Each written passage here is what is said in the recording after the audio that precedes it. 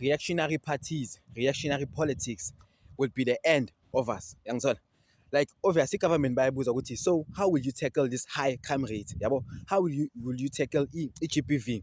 Labantu laba bathi if umuntu commits GBV ngeke asayithole i-bail. Yabo, if umuntu commits a crime, like uzohlala for longer or anything, like yonke into abayiproposayo is reactionary. Ukuthi we should have to commit dialing first before like I face the consequences, which is a reaction. We don't even have one like a progressive party. Wonke ama-parties wethu are reactionary parties. Even the party which claims to be the most progressive is the most reactionary party. Yabo, EFF. Like kumele i-clicks yenze something before EFF react. Yabo, like kumele kenzakale something before you can see with EFF ikhona. Like it does not proactively push for change. Yabo, and as a progressive Marxist party, that's a failure. So when let's push progressive parties, we must push progressive campaigns. Yabo?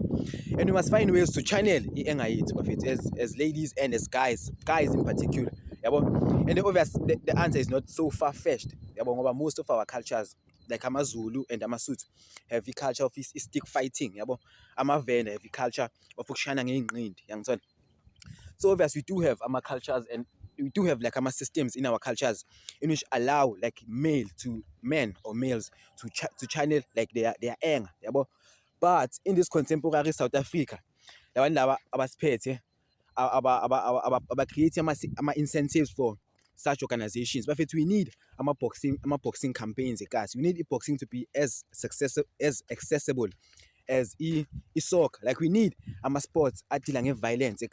In the law, sports law have to be easily accessible for wonke out.